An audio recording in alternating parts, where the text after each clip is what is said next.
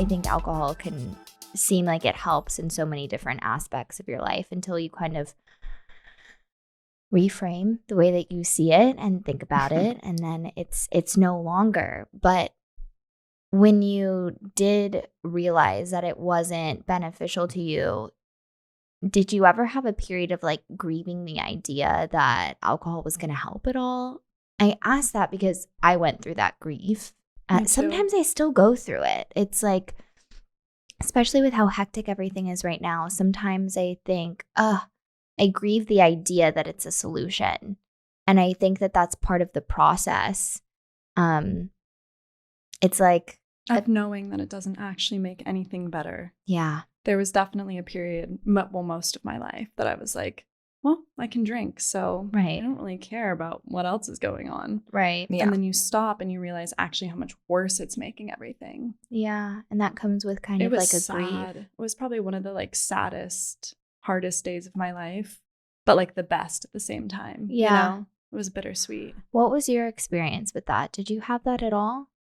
Yeah. And I think, like you said, you still have moments, like no matter how much quote unquote like time you have, because I mean, ignorance is bliss, right? It's easy enough for us when we're drinking, to just say, you know, have a fuck it moment with whatever's going on.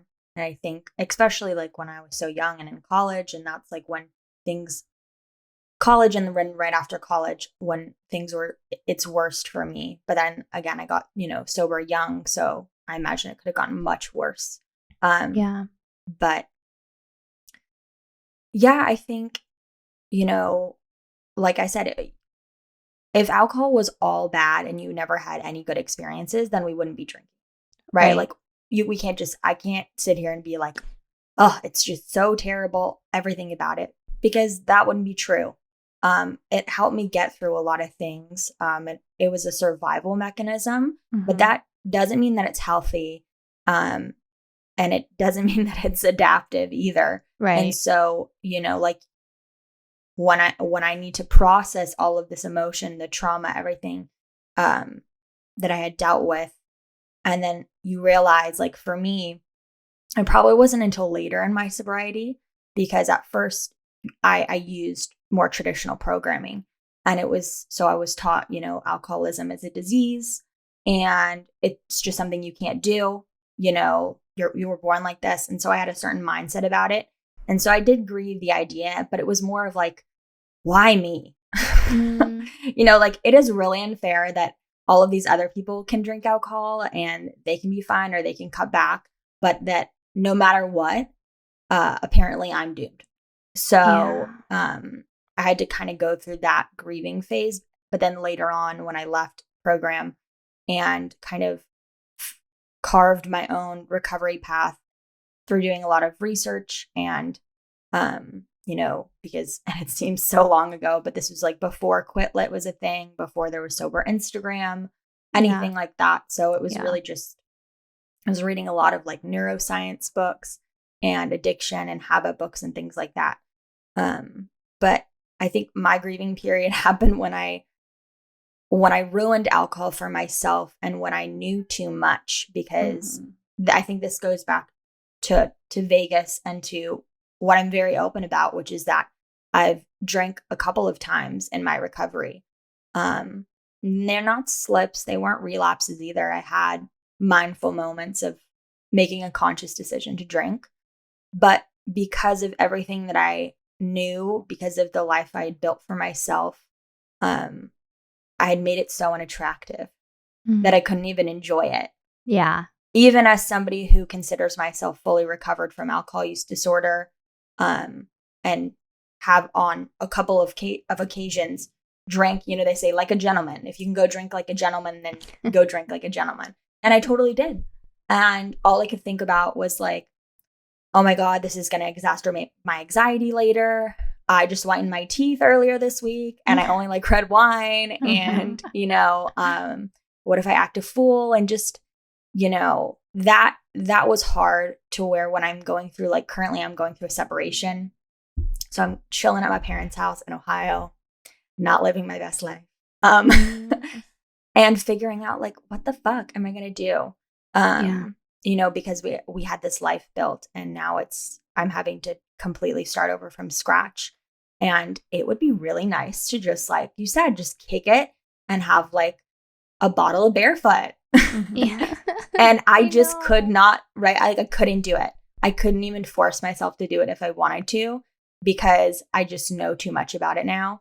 And I think that's when I get angry that I'm like, why do I know so much? Fuck. Like, if I knew nothing, I could just numb out and forget about it. But now I have all these healthy coping mechanisms. So it reminds me of that like funny reel that went around for a while that was like going on a stupid mental health walk for my stupid mental health.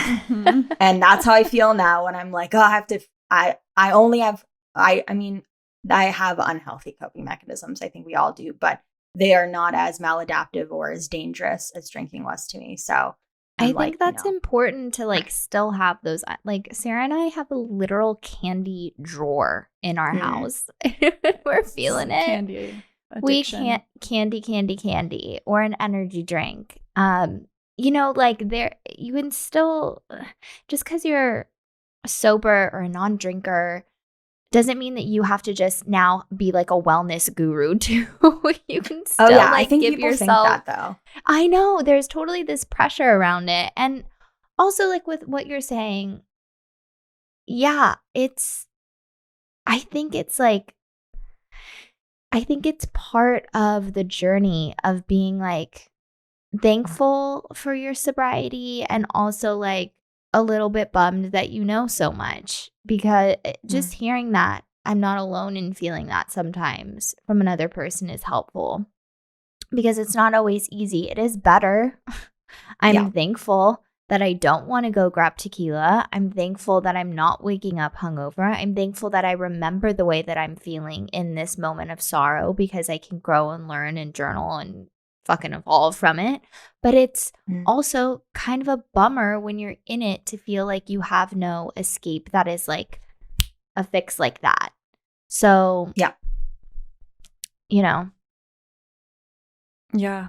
What is? I think we're all escape artists, right? And then absolutely. We have no escape. Or like you said, we have candy, or like I admittedly I will allot myself one like Black and Mild a month if I really need it, which is like so gross, but I'm but you know, for me it's like fuck it. Like I need, like you said, I cannot be this perfect you know, what is that? It's like the 80s movement. People refer to like sober people. Now it's really gonna bother me.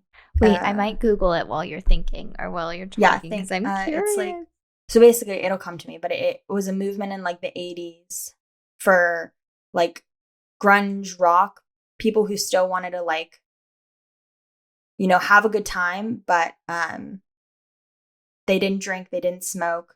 And I think it all straight edge? Straight edge, yes. Straight edge. Oh my God, that's so what I'm thinking. edge. We just had this conversation. We did. We're like, what is that? So that's what I'm thinking. Straight edge. But I feel like a lot of people think you have to become, straight edge, wellness guru, Instagram model, fitness, vegan, gluten-free person. Yeah. Which you can. But like also it's not a good idea to like quit everything at once.